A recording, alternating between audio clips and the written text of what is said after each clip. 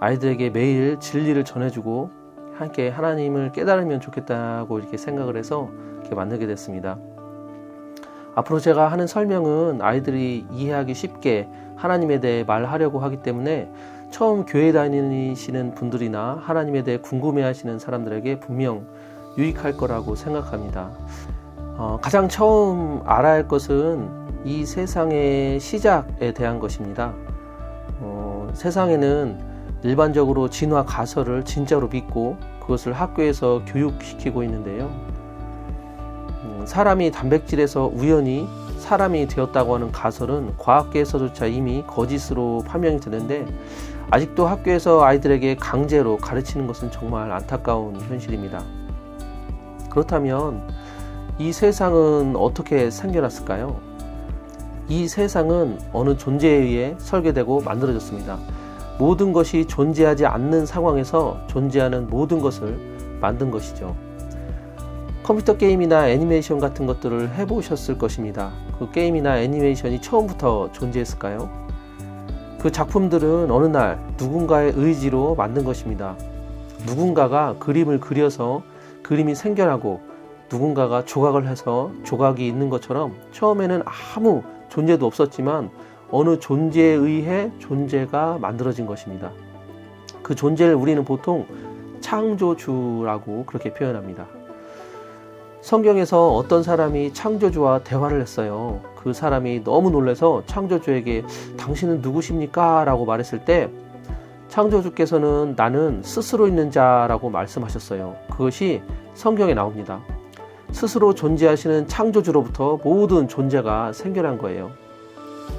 빛부터 시작해서 물, 산소, 수소, 질소, 흙, 그 모든 존재하는 것들이 하나님에 의해 창조되었어요. 식물, 동물, 물고기, 곤충, 살아있다고 하는 모든 것들로부터 고체, 액체, 기체라고 하는 모든 것까지 하나님께서 창조하셨습니다. 그리고 사람도 하나님께서 만든 것입니다.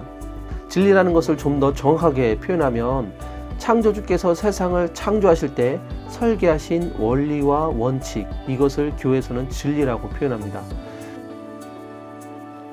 우리는 지금 어디에 존재하고 있는 것일까요? 큰 개념으로 봤을 때 우리 모두 설계자 안에 있습니다. 즉 하나님께서 존재하는 모든 것을 창조하셨기 때문에 모든 존재는 하나님 안에서만 존재합니다. 하나님 밖에 있는 거는 존재한다고 말할 수가 없어요. 자, 볼까요? 보면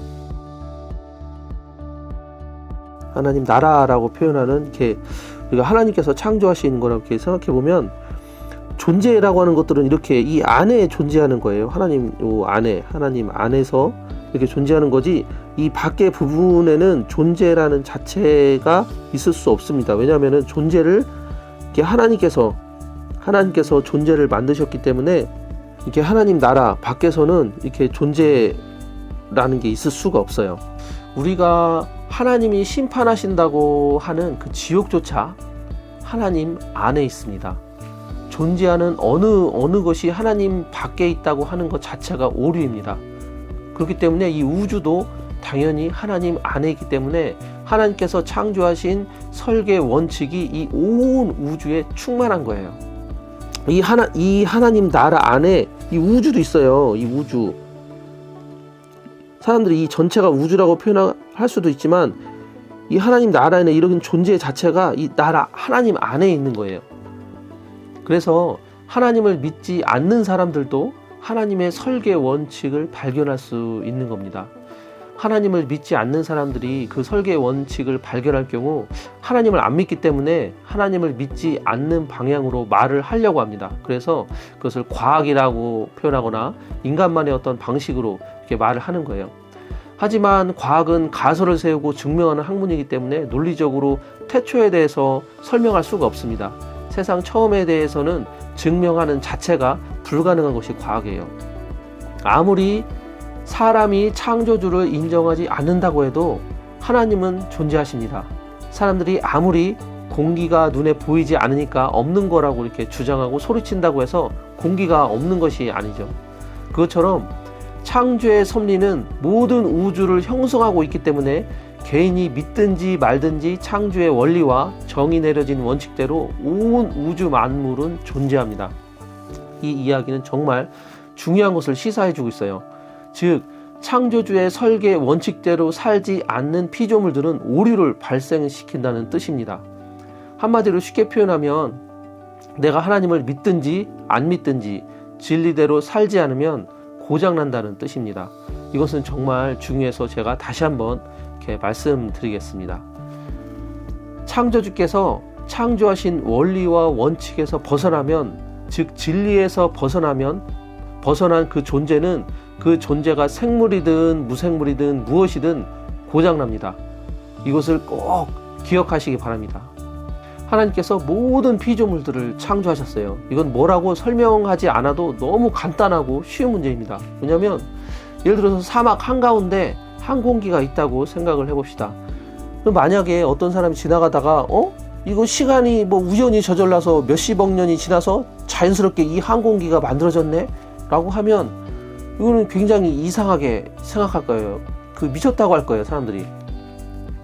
하지만 안타깝게도 대부분의 사람들은 아프리카에서 고릴라 뼈 몇 개가 발견됐기 때문에 단백질이 번개를 맞아서 단백질이 저절로 변해서 수천억 개로 저절로 변해서 원수인가 되고 그 원수인가 저절로 변해서 사람이 되었다고 믿는 것이 지금 현실입니다. 그것을 진화라는 용어로 포장해서 쓰는 것도 참 안타까운 현실입니다. 그러면은 진리의 차원에서 이들이 말하는 진화는 뭘까요? 진리의 차원에서 이것을 표현하면 이들이 말하는 진화라는 거짓말은 창조주를 믿고 싶어 하지 않아 하는 인간의 강한 의지와 마음입니다. 거기서 파생된 거예요. 인류 모두 안에 어떻게 해서든지 하나님을 부정하고 싶은 죄의 성질이 있기 때문에 그런 마음을 갖는 것입니다. 나중에 제가 이 원리도 이야기할 거예요. 인간이 인간 스스로 저절로 생겼다고 아무리 소리쳐도 사람은 하나님께서 창조하셨습니다. 성경을 간단하게 몇 줄로 표현해 보겠습니다. 영적인 눈으로 성경을 몇 줄로 요약한 것입니다. 그렇기 때문에 아주 중요한 이야기니까 잘 들어보세요. 창조주께서 세상을 창조하셨어요. 하나님은 사람도 지구도 좋게 만드시고 하나님, 사람, 지구 이렇게 사랑의 끈으로 이렇게 묶으시려고 한 거예요.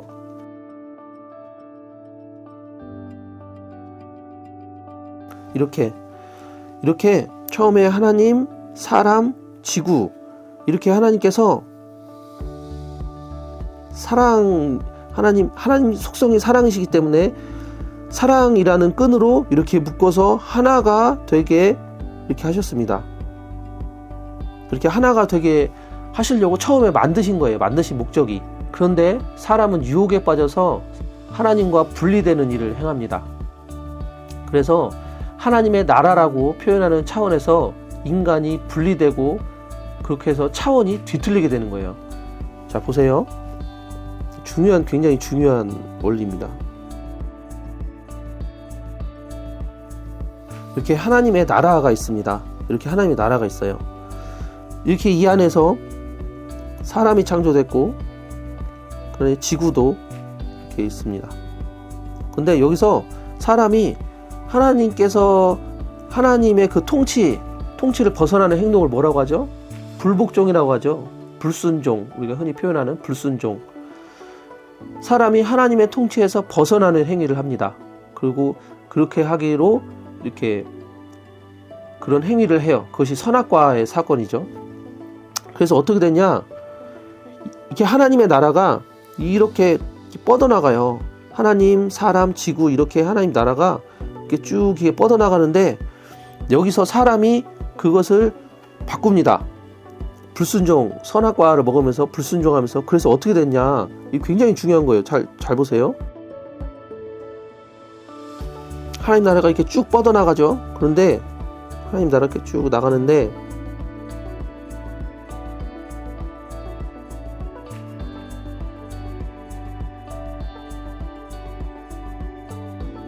이렇게 보면 하나님 나라 이 영의 세계는 4차원의 세계예요. 4차원의 세계. 시 공간을 초월하는 4차원의 세계입니다. 그래서 하나님의 나라는 그 사랑으로 쭉 3차원, 2차원 쭉 이렇게 빛과 그림자가 있는 것처럼 한 방향으로 차원이 쭉 이렇게 나아갑니다. 이렇게 하나님의 나라가 사랑으로 이렇게 하려고 했어요. 그런데 인간이 죄를 지으면서 여기가 차원이 찢어진 거예요. 4차원 있고 3차원 있죠. 여기가 찢어진 거예요. 이렇게. 어떻게? 인간이 죄를 범함으로써. 이 죄가 이런 원리를 갖고 있는 거예요. 이렇게 차원이 찢어지면서 어떻게 되냐?